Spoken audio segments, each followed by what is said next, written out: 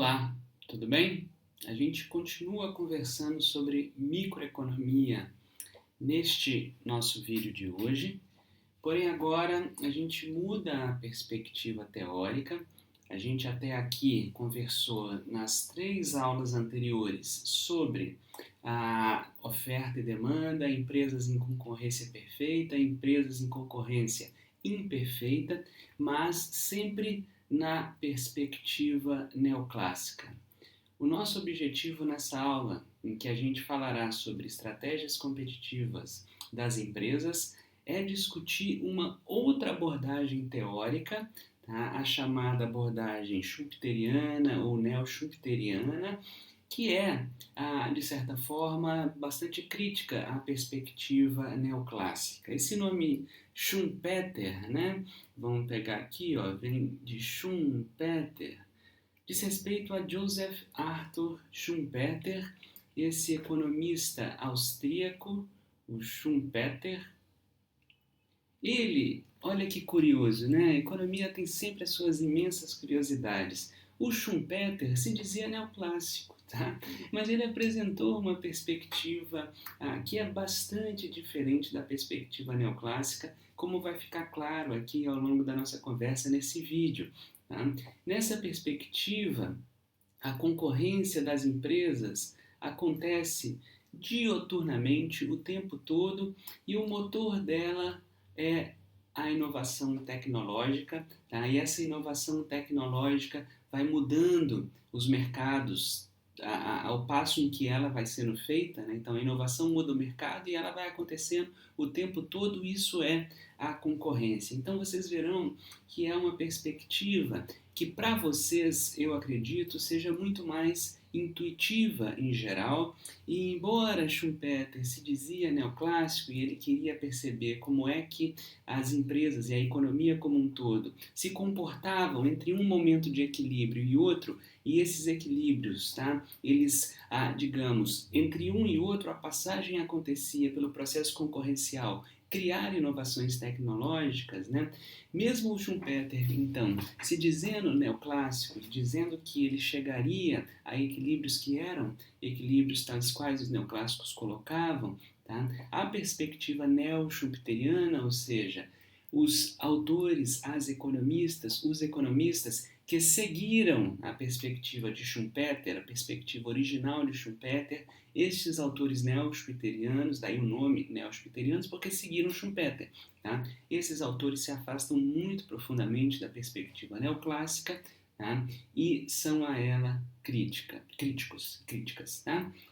Nesse sentido, percebam uma coisa interessante, a gente então fará aqui nesse curso de micro uma perspectiva plural, tá, do conteúdo que vocês observam em vídeo, tá, em sala de aula.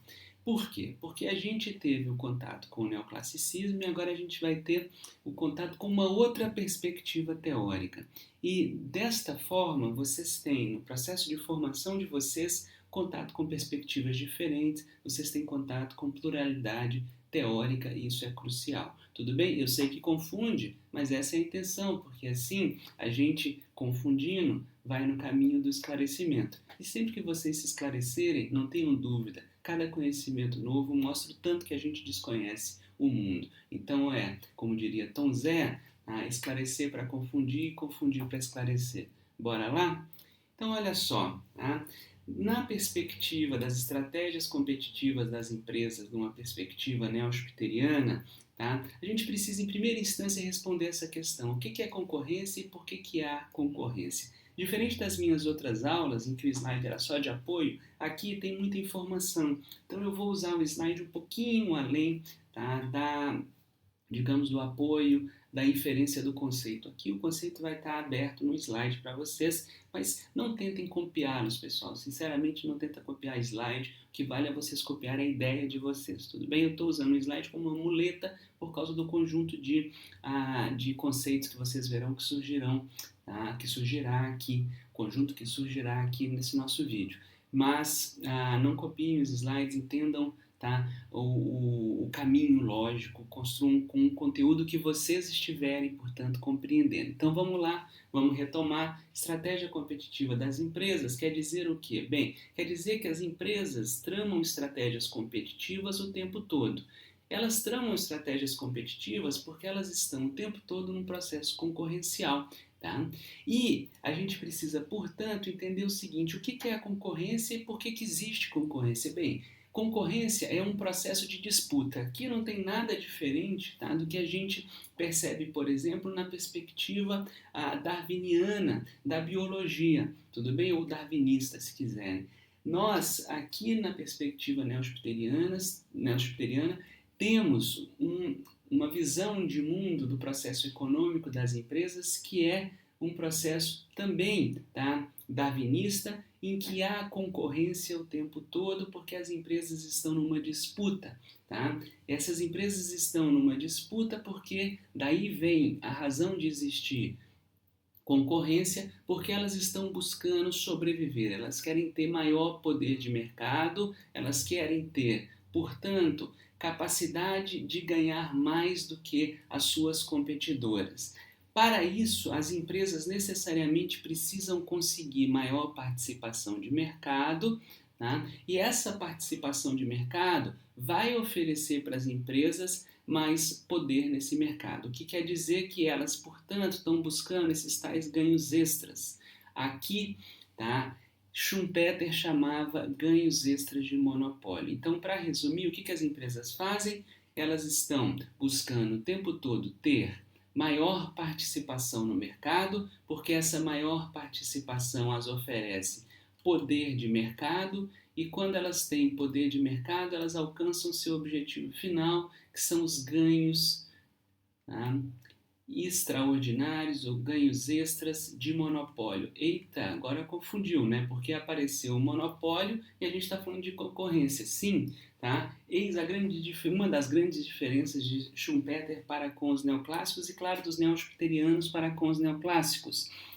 No mundo em que a gente agora está, a concorrência ela acontece o tempo todo, ela acontece usualmente com um conjunto reduzido de empresas, tá, que atua, portanto, o processo concorrencial se dá entre, geralmente, oligopolistas, e esses oligopolistas, eles estão querendo ganhar como se fosse, tá, um monopólio. Mas não necessariamente nós estaremos num processo em que vai ter uma empresa só trabalhando e atuando, ofertando naquele mercado. Portanto, quando a gente está falando de ganhos de monopólio, isso significa que a empresa está ganhando mais do que as outras. Mas isso não quer dizer que ela seja a única empresa a atuar naquele mercado. Ganho de monopólio é ganhar mais do que as outras. Tá? Então vejam que interessante, diferente da perspectiva neoclássica em que concorrência perfeita, oligopólio e monopólio são estruturas de mercado diferentes, aqui, na perspectiva neo-schuteriana, a concorrência acontece de todo jeito e ela não é aquela concorrência perfeita neoclássica. Esqueçam isso aqui agora,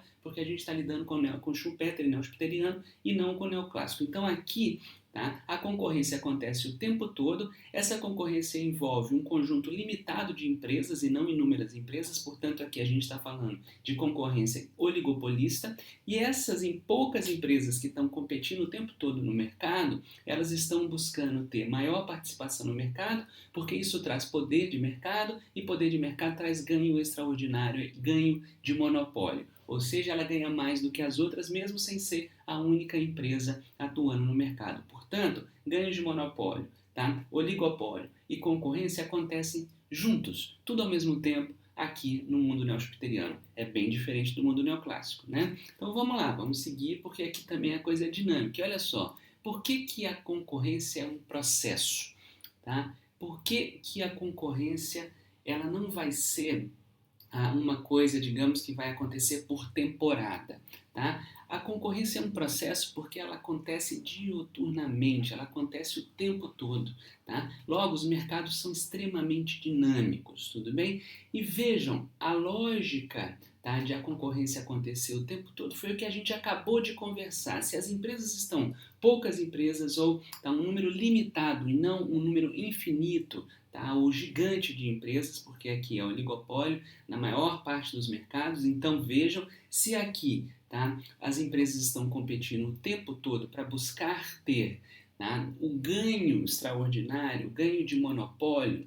Isso significa que o processo concorrencial que vai acontecer o tempo todo, ele visa a eliminar, tá, ou construir esses monopólios temporários. Então vejam, mais uma vez, fixem a ideia, quando eu estou dizendo para vocês que as empresas buscam ter ganho extraordinário de monopólio, isso quer dizer que elas querem ganhar mais do que as outras, mas não quer dizer que elas estarão sozinhas. Então aqui, quando a gente está falando que a concorrência é um processo que acontece o tempo todo e ela constrói e destrói monopólios, a gente está dizendo que a concorrência faz com que empresas, tá, que tenham os ganhos extraordinários de monopólio, porque ganham mais do que as concorrentes naquele mesmo mercado, elas, tá, vão em algum momento ampliar essa vantagem, em outro momento elas reduzem a vantagem, outra empresa assume. Logo, o que é aqui o monopólio, ou seja, o ganho extraordinário de uma empresa em relação às outras,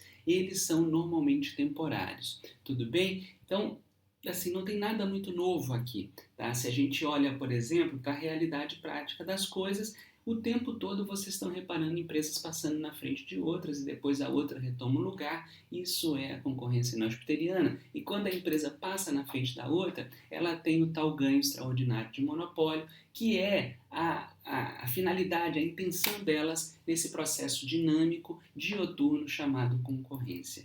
Tudo bem? Essa é a lógica, tá? E vejam, aqui tem uma ilustração. Então a gente pega esse mercado inicialmente, tá, distribuído de forma equânime, em que cada uma das empresas tem 25% da participação de mercado, são 4 dividindo 100, tá? Então 25% de mercado, mas a concorrência, veja, a partir da concorrência, a empresa A tomou o mercado das empresas B, C e D. Isso é concorrência, tá? E como essa concorrência acontece o tempo todo, o que a gente pode ter amanhã é a empresa B, que antes teve o mercado e, portanto, sua participação do mercado tomado pela empresa A.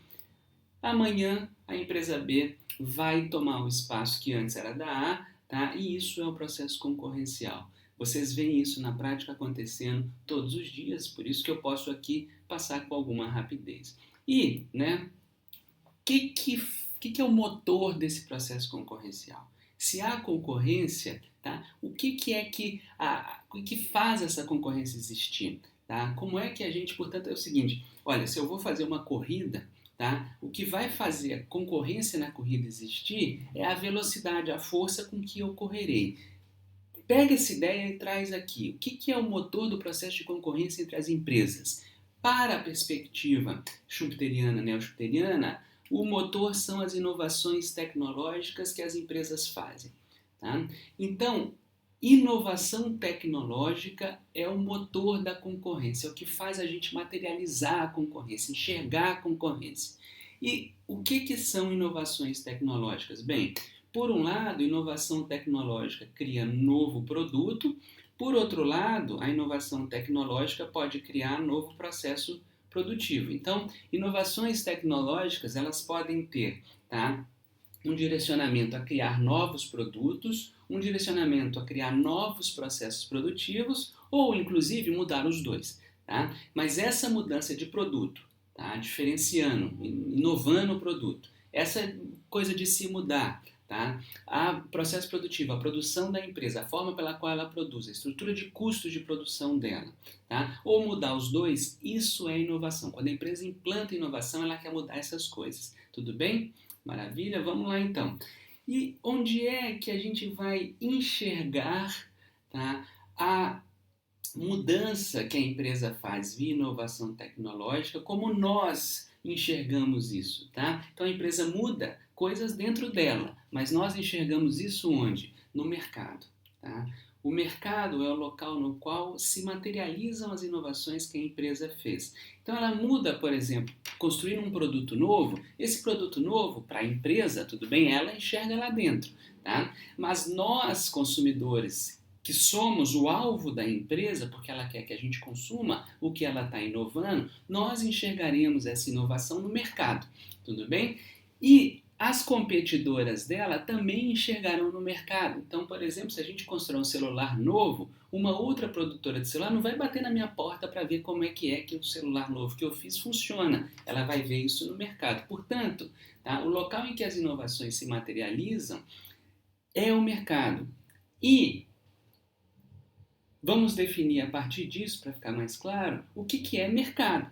Tá? Se o mercado é o local no qual as inovações se materializam, o que é mercado? Bem, veja que interessante a definição, tá, que o mundo jupiteriano dá para mercado. Mercado é o conjunto de compradores e vendedores sobre os quais uma inovação repercute. Tá? Então, olha que interessante. Quando se faz uma inovação, tá, todo mundo que sentir essa inovação, isso é o mercado. Então, só para dar um exemplo, tá? Se o mercado de aviação, tá? Então, o mercado de transporte aéreo civil, se ele sentir a inovação, por exemplo, da entrada da Buzzer, isso significa, tá, que o mercado de aviação e o mercado lá de transporte rodoviário da Buzzer, tudo bem? Esses mercados estão configurando um mercado só. A gente até pode isolar para fins analíticos o mercado de aviação e o mercado de transporte rodoviário. Mas como a inovação feita lá no mercado de transporte rodoviário com a Buzzer, por exemplo, ou outras empresas de aluguel coletivo de ônibus, tá? Se essa inovação lá feita afetou o transporte aéreo, todo esse conjunto aqui é um mercado, o mercado de transporte. Tudo bem? Então, o mercado aqui nessa perspectiva ele é definido, tá, pelo conjunto de compradores e vendedores que sentem o efeito de uma inovação. Tudo bem? E, mais interessante, tá, as inovações concretamente constroem essas coisinhas aqui, ó, que nós falaremos bastante. As inovações constroem vantagens competitivas para as empresas que conseguem fazer inovação com sucesso. E toda vez que uma vantagem competitiva é construída, o contorno do mercado vai ficando, tá, definido. Então, se a gente pensar o mercado inicialmente como um quadrado, tudo bem? Vamos continuar no mercado de transporte. Mas a gente está aqui no mercado de rodoviário. Então, é só mercado de ônibus, tá? Só para ficar mais fácil. Mercado de ônibus, como nós dizemos lá em Minas, mercado de ons, tá? Mas vejam, olha que interessante, aqui está o mercado de transporte aéreo, então aqui está o mercado de aviação civil. Olha que coisa, eu acho sou muito empolgado com essa perspectiva jupiteriana, olha que coisa interessante. Se aqui no mercado rodoviário, tá? Então os mercados estão separados pelos quadrados. Se aqui no mercado de transporte rodoviário, tá, veio uma inovação chamada Buzzer, por exemplo, então vou colocar aqui, ó, Buzzer. Se ela mudou o mercado, essa inovação, criando o compartilhamento, tá, de aluguel de ônibus, se essa inovação fez esse círculo aqui e afetou o mercado de aviação, vejam que agora o mercado, tá, o mercado de aviação vai ter uma parte que vai se relacionar a uma competição com ônibus. O mercado foi alterado, os contornos do mercado foram alterados. Tá? Se a gente fosse desenhar agora, esse mercado ele estaria desenhado com esse rachurado, essa parte em negrito aqui, ó. Tá? Vejam que o mercado se tornou muito maior, é claro que ele se tornou. Por quê? Porque a Buzzer, quando entrou e criou, tá, a sua diferenciação de produto, poder alugar coletivamente um ônibus, ela afetou o transporte rodoviário tradicional e afetou a aviação civil. Então, ela redesenhou os contornos do mercado por meio dessa inovação tecnológica que a construiu uma vantagem competitiva. Pois bem, tá? Vejam, o que eu acabei de falar para vocês, no fundo, é essa pergunta que está colocada no slide. Como que a gente vai analisar, tá, um mercado? Como é que a gente vai entender o mercado? Bem, a gente vai olhar a forma pela qual as vantagens competitivas são construídas e o que elas afetam. Olha, é o desenho que eu acabei de falar. Se a Buzzer fez uma inovação a permitir, tá, e facilitar o aluguel compartilhado de ônibus, isso afetou o mercado rodoviário e tradicional de ônibus, tá, de transporte passageiro rodoviário. E se afetou a aviação civil, vejam que a gente vai ter que olhar, para entender o mercado de aviação, por exemplo, a gente vai ter que olhar o mercado da Buzzer, tudo bem? A gente vai ter que olhar o mercado de transporte de uma forma mais generalizada do que antes. Tá? Então, notem que para a gente poder analisar o mercado e entendê-lo, a gente sempre vai ter que olhar, tá, como as empresas constroem inovações tecnológicas, porque isso as confere vantagens competitivas, e essas vantagens competitivas, tá, vão mudando o mercado, por exemplo, de um círculo para um retângulo, de um retângulo para um quadrado, e isso vai acontecer o tempo todo. O que vai fazendo essas mudanças acontecerem? As vantagens competitivas. Por que vantagens competitivas acontecem? Porque as empresas inovam. Tá? E por que as empresas inovam? Porque as empresas competem o tempo todo. Então, essa, tá, relação que a gente acabou de estabelecer aqui explica por que os mercados vão se transformando ao longo do tempo. E essa, tá, transformação se vem da inovação no processo concorrencial, que constrói vantagem competitiva. A gente sempre vai ter que olhar a vantagem competitiva para entender o comportamento do mercado ao longo do tempo. Tudo bem? O que são vantagens competitivas? Tá? Vejam, definição geral, elas são primazias, são passos à frente, tá? São coisas que uma empresa faz e que as outras não conseguiram fazer, pelo menos por enquanto. E essas vantagens, esses passos à frente, essas primazias, elas conferem às empresas que conseguem fazê-las, tá, a sobrevivência. Então as empresas estão num ambiente que é darwinista, tá? Numa lógica que é darwiniana, elas estão competindo o tempo todo. E aí as vantagens competitivas são as adaptações que as empresas fazem para conseguir sobreviver ao longo do tempo, porque isso faz com que a empresa consiga manter a participação no mercado, ou mais do que isso, faz com que a empresa, tá, consiga ter lucros de monopólio, inclusive se esses lucros se mantenham ao longo do tempo, ou seja, se eles são duradouros, é porque a empresa é muito boa construtora de vantagens competitivas. Tudo bem? Então, com vantagem competitiva são os passos à frente, são as primazias. São, olhem, pessoal, são vantagens. São coisas que essa empresa fez que as outras não fizeram. Elas fizeram isso por quê? Porque estão competindo. Então, vantagem competitiva, o significado é muito imediato, tá? As empresas conseguiram dar um passo à frente em relação aos seus concorrentes. Isso daí faz com que elas sobrevivam no mercado nesse ambiente evolucionário. Muita gente chama o neo-spitterianismo, tá? Ou a perspectiva neo-spitteriana de perspectiva evolucionária justamente por isso, porque as empresas estão competindo o tempo todo para sobreviver, e o que as garante sobrevivência são as vantagens competitivas vindas da inovação tecnológica, seja em produtos, seja em processos. Tudo bem? Se uma empresa, tá, conseguiu uma vantagem competitiva, a empresa que está concorrendo e não conseguiu tem o quê? Barreira à entrada. Então, repetindo, porque eu sei que eu falei rápido, tá?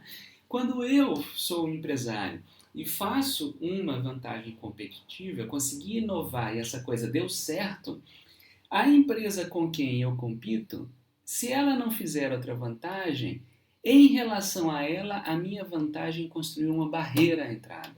E essas barreiras à entrada, elas significam as limitações que os concorrentes têm, né, para se movimentar no mercado. E mais do que isso, não é só no mercado em que a empresa já atua.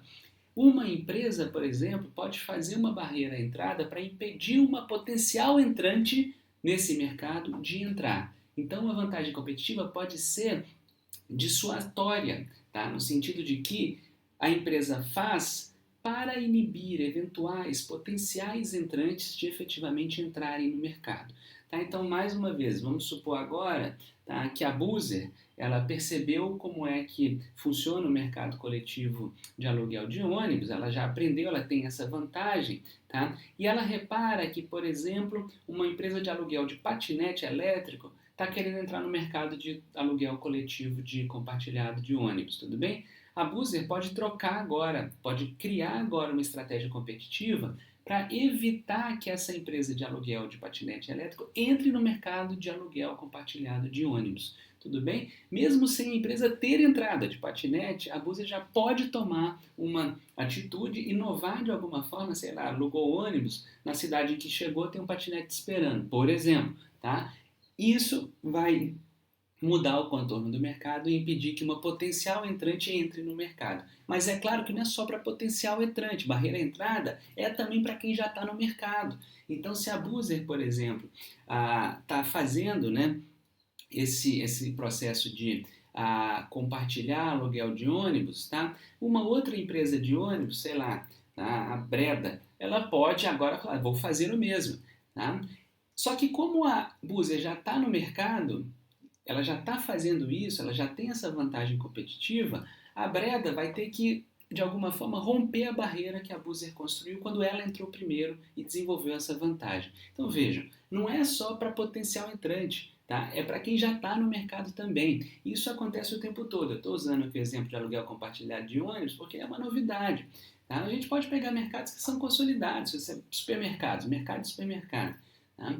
Uma empresa que já está ali atuando, sei lá, o grupo Pão de Açúcar, tá? Ele pode de repente colocar uma barreira ao grupo Bretas criando compra online ou criando alguma modalidade de entrega no Brasil inteiro. Então, assim, você está o tempo todo, se você é empresário, fazendo vantagens competitivas via inovação tecnológica, porque você quer, tá, criar uma barreira, você quer embarrear o seu competidor, seja ele potencial, seja ele já um competidor, tá, incumbido, que já está ali atuando e concorrendo contigo. A lógica, portanto, para a gente encerrar aqui, tá, é a seguinte: toda vez que se constrói, por um lado, uma vantagem competitiva, a empresa que construiu a vantagem competitiva tem a vantagem, a empresa que não construiu a vantagem competitiva tem a barreira à movimentação no mercado, a barreira à entrada. Tudo bem? Então vamos lá, como é que as empresas podem, tá, fazer vantagens competitivas e construir para os seus oponentes uma barreira à entrada? Bem, elas podem mudar, tá, tanto o processo produtivo, que a gente vai chamar de estrutura de custos, tá, isso daqui é o processo produtivo, então ela vai mudar, tá, dentro da empresa a sua forma de produção, isso daqui cuida da oferta da empresa.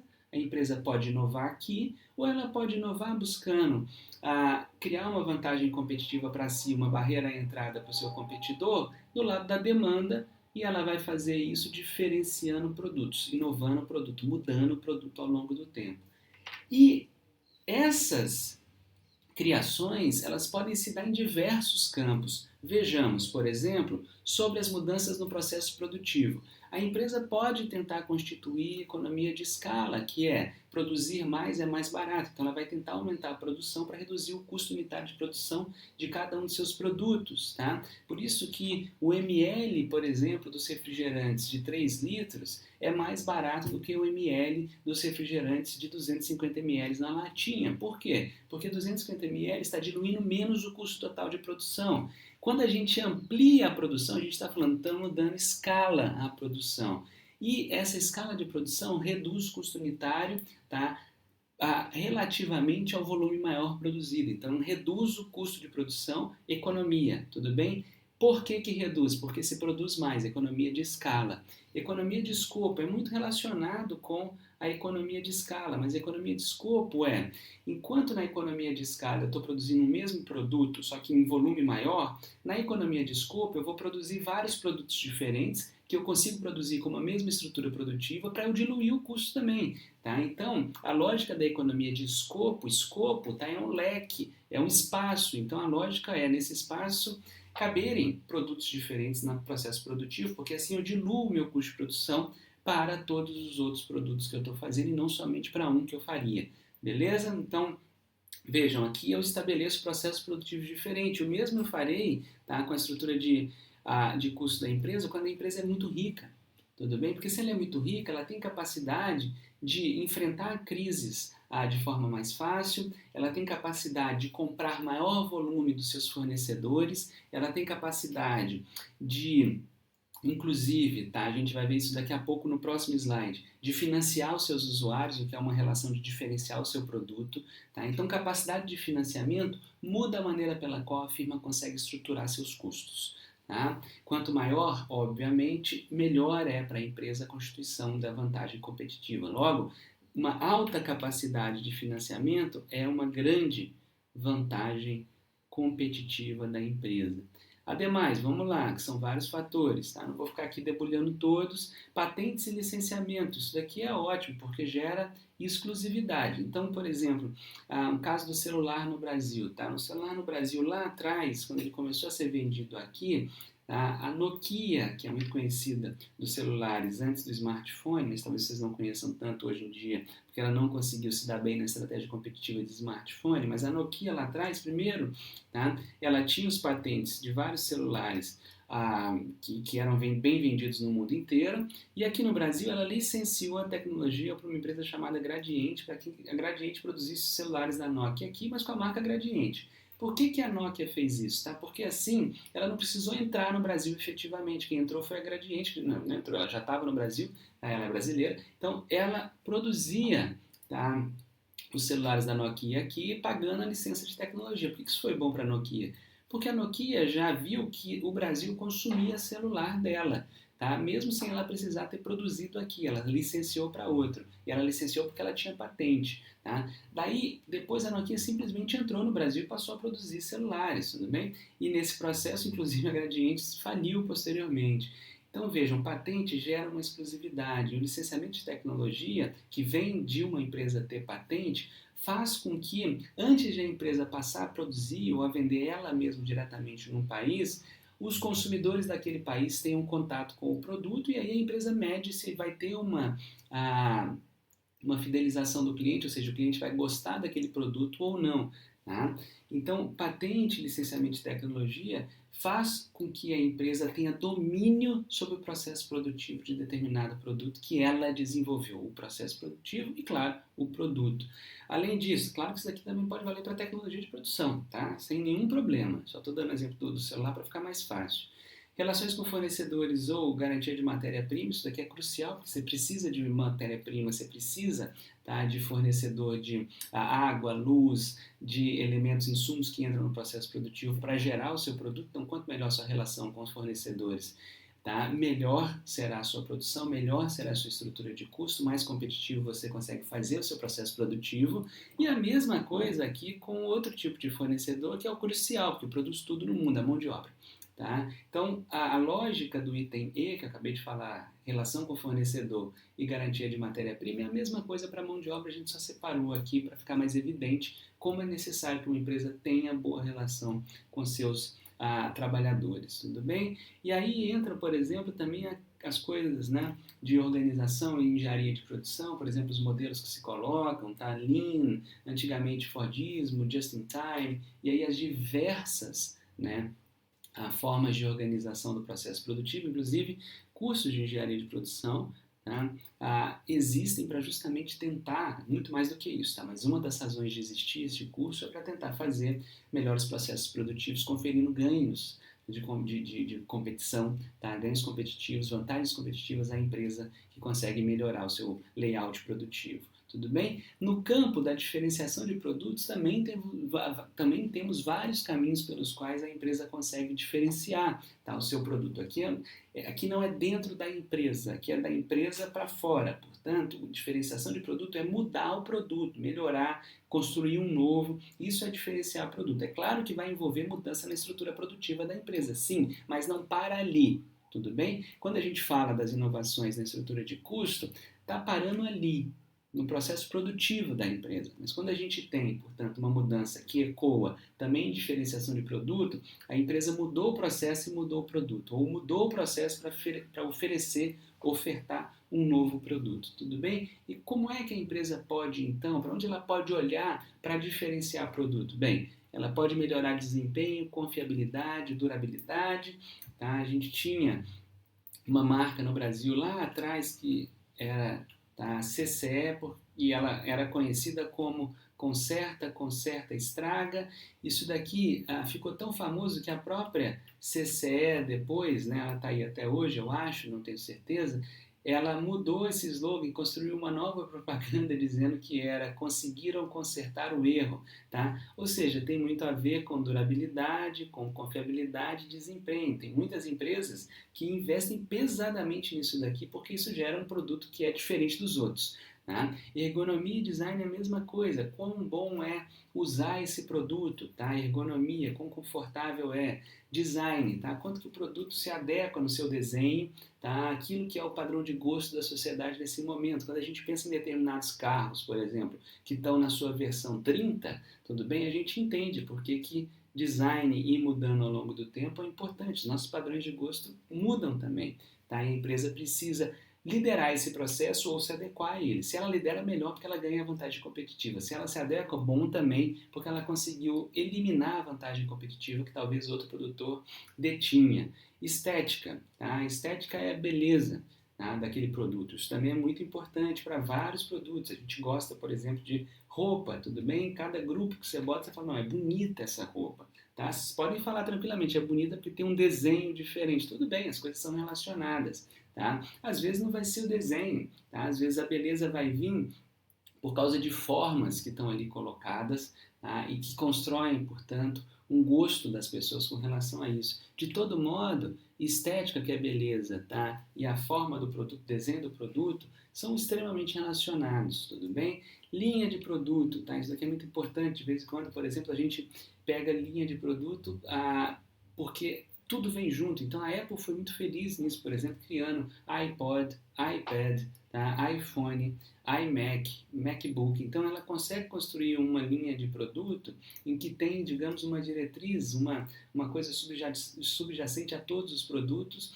Isso é muito mais comum, por exemplo, em, sei lá, elementos de higiene, por exemplo. Então tem shampoo, condicionador, hidratante, pós-banho, pré-banho, barba, tá? E por aí vai, pós-barba, isso é linha de produto. Melhor, se a empresa oferece tudo, ela tem a chance de ganhar na venda de vários produtos. Isso daqui é o resultado do que a gente viu aqui sobre estrutura de custos, de economia de escopo. Tá? A economia de escopo na estrutura produtiva gera linha de produto. Tudo bem? Imagem e marca, bem, não preciso nem explicar sobre isso, né? Se vocês olharem talvez a camiseta que vocês estão assistindo, esse vídeo vai estar estampado uma marca ali, tá? E isso é uma coisa que as empresas também tentam construir muito, é reputacionar a marca, tá? Ou reputar a marca, e melhor ainda se elas conseguem fazer com que a logo dela se torne uma imagem reconhecida. Tudo bem?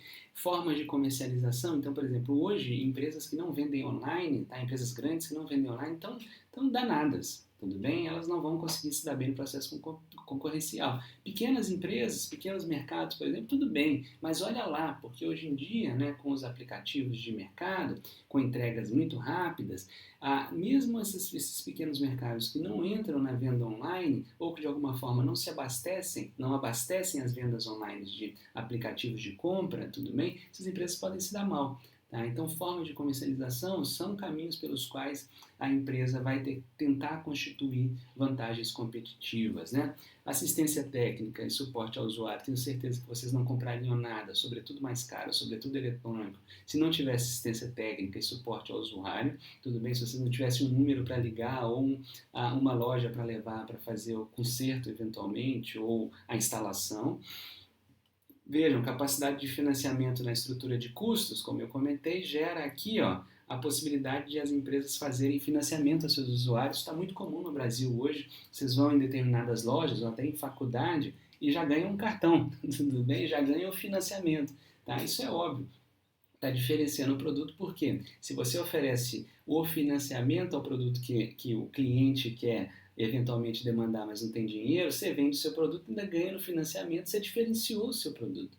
Tudo bem? Por fim, em relação com o usuário, né? Se as empresas te tratam bem, se elas ligam depois para saber se você gostou do produto, se você recebe um e-mail, um SMS falando, agora avalie o atendimento, tudo isso em relação com o usuário. Quanto mais amigável a empresa parecer, mais seu produto, mais seu contato com a demanda, daí diferenciação de produtos, tá? Mais o seu produto é diferenciado. Tudo bem? Então vejam, tem muito mais coisa do que isso, né? Aqui é uma síntese para vocês entenderem por que as empresas fazem essas coisas. Bem, elas fazem essas coisas porque aqui elas diferenciam seus produtos, e quando elas diferenciam seus produtos, elas se dão bem no processo concorrencial, e quem não consegue diferenciar se dá mal, porque está com uma barreira à entrada, tá, contra ela se movimentar no mercado. Tudo bem? Vejam, não é só a economia especificamente da empresa ou da demanda que entra para definir a construção de vantagens comparativas. Nós temos outros 4 elementos que são externos à empresa, tá? E externos também, de certa forma, ao mercado que a empresa atua. Por exemplo, nós temos fatores de ordem econômica. Então, se a gente tem uma crise, tá, como essa que se avizinha, como essa que parece que o Brasil nunca consegue sair, tá? Se a gente tem uma crise econômica, mesmo o seu mercado, né, estando ali, nele não ter acontecido uma vantagem competitiva de uma outra empresa, né, aquele mercado pode ser afetado porque talvez seja um produto muito caro, um produto muito específico, e as pessoas deixam de consumir porque o país como um todo está em crise. Tá? A mesma coisa, a gente olhar fatores de ordem político, jurídico, institucional, o que isso quer dizer? Bem, se acontece um caos político no país, tá? Isso daqui pode impedir que as empresas façam inovação, que as empresas invistam em determinado ativo, por exemplo, para construir um produto diferente ou um processo produtivo diferente. Né? No campo jurídico, né, e mesmo no campo institucional, as empresas podem ser proibidas de fazer determinados movimentos. Tá? E no campo institucional, além, por exemplo, dessa proibição das leis formais e informais que regem o país, né, pode ser que o país, por exemplo, como o Brasil, seja tão burocrático, né, que isso impede o desenvolvimento de vantagens competitivas de uma forma rápida. Tá? Então, esses fatores também limitam a quantidade de vantagens competitivas que as empresas, logo que o mercado como um todo verá. Tudo bem? Fatores de ordem sociocultural, tá? Então, por exemplo, a gente tem determinadas regiões que o consumo de carne suína não é recomendado. Logo, não adianta querer construir lá um presunto suíno, tudo bem? Não vai fazer, não adianta querer construir lá granjas de criação de porcos, tá? Com algumas novidades, porque isso ali não é bem quisto, tudo bem? Então, esses fatores de ordem sociocultural influenciam bastante, tá? A maneira pela qual vantagens competitivas podem ser construídas. E, claro, ambiente natural. Né? Eu não vou fazer lá no interior da minha Minas Gerais, calor que é lá no Triângulo Mineiro, uma vantagem competitiva para vender casacos de frio abaixo de zero. Tudo bem? Então, lá no meu Triângulo Mineiro, na minha querida Araxá, o ambiente natural ele é muito pouco convidativo à construção de vantagens competitivas para blusas de frio para muito frio, tudo bem? Um casaquinho leve, aí cabe. Agora, querer construir blusas que sejam para baixo de zero não faz sentido nenhum. No Brasil como um todo, talvez, a não ser no Planalto, ali entre Santa Catarina e Rio Grande do Sul, que é o mais gelado do Brasil, ali talvez valha fazer essa inserção, essa diferenciação, mas no restante do país não vale a pena.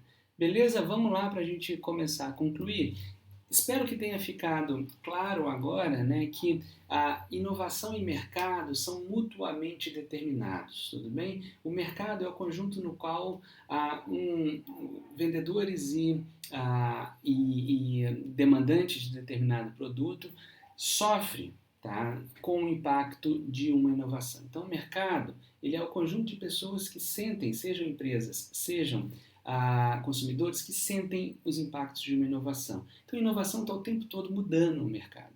Tá? Então, a inovação, no fundo, ela existe para se fazerem modificações. Tudo bem? E qual é a lógica de se fazerem modificações em um mercado? Tá? Porque o que as empresas querem com inovação é gerar assimetrias. Elas querem gerar diferenças, porque serão as diferenças de produto ou de produção que gerarão diferenças na distribuição das vendas dessa empresa no mercado, dos ganhos dessa empresa no mercado, dando a essas empresas que conseguem modificar positivamente, que são bem-sucedidas, o mercado. Tá? Essas empresas daí ganham ganhos extraordinários de monopólio, elas se dão melhor do que as outras. Então, modificar o mercado é o que quer uma inovação tecnológica. A inovação não vem para manter o mercado igual, ela vem para mudar o mercado. Tudo bem? E nesse sentido, a mudança mais drástica que pode existir no mercado é a quebra de determinado paradigma tecnológico. Tudo bem?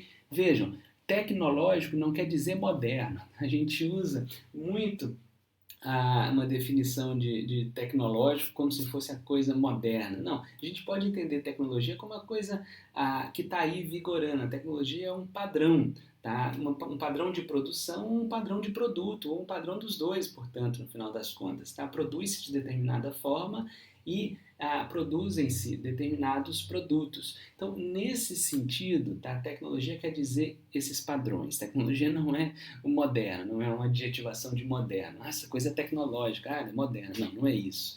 Tá? Essa coisa sempre vai ser uma tecnologia, porque a tecnologia é um padrão de produção, tudo bem? E, nesse sentido, a principal mudança de mercado que pode acontecer é quando um padrão se altera. Então, a mudança de paradigma tecnológico, tá?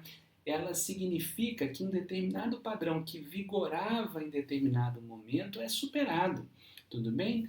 Então, por exemplo, quando a gente pega, né, Se existe um desenvolvimento relativamente linear, a gente fala que a inovação foi incremental, ela só mudou um pouco, tá? Como o produto era feito, como o processo era feito. Então aqui eu estou exemplificando para vocês falando do aparelho celular. Desde que ele surgiu, bem, ele mudou muito, tá? O aparelho ele mudou muito, mas concretamente o aparelho celular ainda está ali.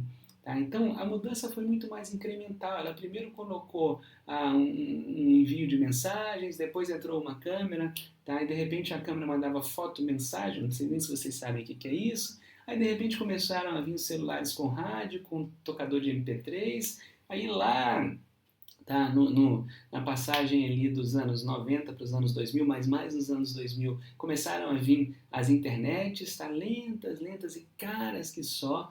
E de repente, né, a gente está num celular aí que a gente não consegue viver sem, mas a gente continua usando um formato muito parecido, tá? Sobretudo se o celular não tem flip, ele é muito parecido com o que é hoje. Antes era maior, tudo bem, mas agora só se afinou. Mas o celular, digamos, a base dele não é tão diferente assim. O que está nele é sim muito diferente. Mas por comparação, né? Quando existe a quebra de paradigma, pensem no celular e pensem nisso que eu vou falar para vocês, tá? Quando tem uma quebra de paradigma, a gente faz uma inovação radical. E aí eu vou usar música porque eu adoro música. Lembra, antigamente, para a gente ouvir música, era um vinil no gramofone, tudo bem? Hoje a gente não usa mais essa base. Tá? Hoje a gente usa o celular para escutar música. Tá? Aí, algum tempo atrás, quando vieram, né, os iPods, os tocadores de MP3, aí a gente usava um aparelhinho pequeno para ouvir música, já não precisava do gramofone, não precisava do produto complementar, então a gente não precisava comprar disco. Depois nos tocadores de fita cassete, a gente não precisava mais desse elemento, tudo bem? E a gente hoje, né, ouve música via streaming onde for, tá? Então a música deixou de ser, inclusive, o meio da música deixou de, inclusive, ser físico, tá? Isso já faz algum tempo, sim, mas percebam, o celular a gente ainda continua usando esse negócio, talvez mude, tá? O celular se torne uma inovação radical quando a gente colocar um chip na cabeça, tudo bem? E vacina contra a Covid não implanta chip em ninguém, deixe essa bobeira de lado e se vacine, porque a única forma de a gente conseguir, tá, limitar os danos causados, e não são poucos nesse país, pela Covid, então o chip, se algum dia a gente, sei lá, topar implantar um chip atrás da orelha para poder, assim, não precisar mais do celular e a gente vai ver isso como uma imagem mental, tá? Oxalá isso não aconteça, tenho medo desse tipo de coisa. Tem um episódio muito legal do Black Mirror que mostra um pouco disso com relação à memória, assistam depois, é bem legal. Mas se a gente chegar lá, daí a gente deixou de usar essa base, talvez seja daí, tá, uma revolução radical, porque ao invés de a gente precisar de meios para se comunicar com outras pessoas, como voz, como celular, a gente vai só mandar uma telepatia, tudo bem? Aí mudou radicalmente. Mas afora isso, tá, o celular ainda continua mais moderno, sim, porque ele sempre está inovando, mas com uma mesma base lógica de funcionamento, tá, com uma mesma base estrutural de funcionamento. E, por exemplo, a gente pode, só para encerrar, dar exemplo de paradigmas tecnológicos na produção de energia, tá? Que vem inicialmente, por exemplo, de energia de fonte mais mecânica, como moinhos e rodas d'água. Tá? Depois a gente consegue gerar, por exemplo, via vapor, tá? A energia para movimentar máquinas. Depois a gente consegue organizar, isso tudo aqui já é quebra de padrão, tudo bem? Consegue organizar a produção elétrica efetivamente, então a energia passa a ser de fonte elétrica. Então aqui a gente mudou o padrão, mudou a base, mudou a forma de fazer, tá? A maneira pela qual esse produto chegava até os consumidores. Isso é mudança radical, tudo bem? No caso das músicas, a gente percebe claramente que a mudança foi radical. Assim, a maneira pela qual a gente ouve música hoje é totalmente diferente da maneira pela qual a gente ouvia lá atrás. Porém, quando a gente olha, por exemplo, o celular, a mudança é mais incremental. Tá? O mesmo produto ele vai sofrendo pequenas mudanças, que depois de várias pequenas mudanças, ele é bastante diferente do que era. Tá? Mas o padrão dessa estrutura, que é o celular, tá? Esse padrão ainda permanece tal qual eu me lembro há 10 mil anos atrás, quando a primeira vez que eu vi o celular lá atrás. Tudo bem? Bem, estratégias competitivas das empresas, perspectiva neosperiana, estamos feito. E aqui a gente encerra a microeconomia, depois a gente navega para o campo da macro, é outro eixo importante das ciências econômicas. Um beijo.